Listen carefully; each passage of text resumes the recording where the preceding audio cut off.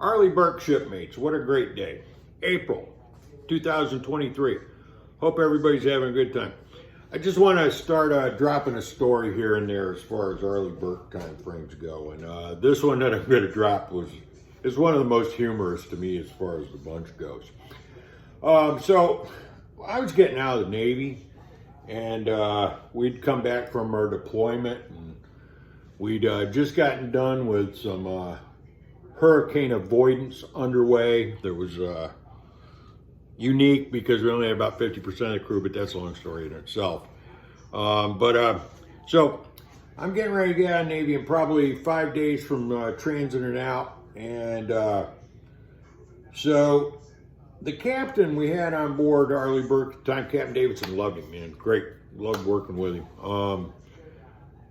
Had this thing that he had division in the spotlight, well, he's not the one that came up with division in the spotlight, but we were in the middle of division in the spotlight, and my division officer, Warrant Officer Moore at the time, Nick Moore, everybody knows him, redheaded Nick, great guy, one of the best operators I ever ran into, by the way.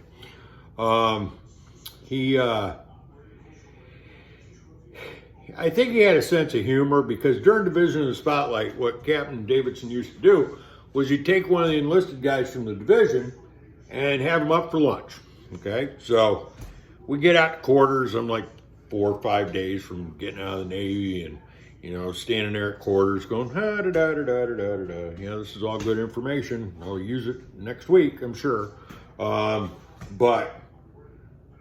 So Nick at the end of quarters goes, Jay Green, could you stay after for a moment? We need to speak to you. So I go up, and he says to me that, and I think Chief Jordan was there as well, but he says to me, he goes, we're division in the spotlight, and you're going to go have lunch today with the captain.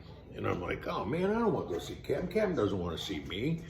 And I didn't want to get another pitch, because Ray Spicer had been the XO, and he gave me a pitch, you got to stay in the Navy, we'll do whatever, all that kind of stuff, how they do that stuff. And I didn't want to get that pitch again, but Nick was really hard on it, so I was going to division spotlight. So about 11:15 in the morning, I head up to captain's cabin from CIC, and I get there, and I'm standing at parade rest outside the captain's thing, and our chief engineer's in there. Okay, and as we know, we had some challenges with our engineering plant as far as Arleigh Burke goes, and that's to be expected. It's the first of the class. You're going to have some things. So the chief engineer is in there. He's got this paper bag, and inside the paper bag, he's got something that he's talking to Captain Davidson about. And remember, Captain Davidson was a nuke, so he knows all this electronic type of stuff really, really good. And so I'm just sort of standing out there waiting to come along, and Captain noticed that I was out there, told me that he'd be with me in a moment, talks to the chief engineer, gives him some advice. Chief engineer comes out, heads out the door, heads on his way, and I got to give that engineer credit, by the way. He didn't sleep too much.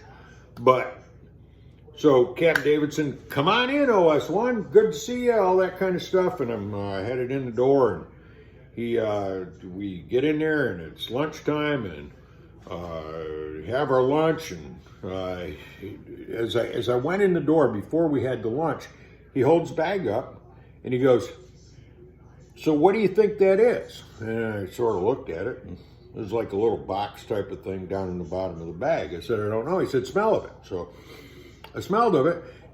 I looked up at the captain. He says, what's it smell like? And I said, well,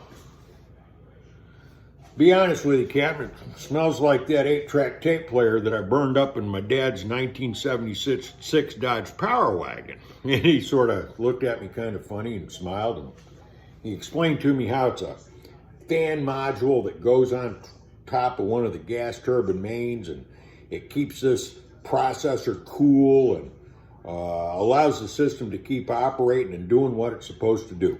And apparently there's a failure rate that's pretty high of these things, because that keeps us from being able to keep all our GTMs online at once. And I was like, okay, I believe you, Captain.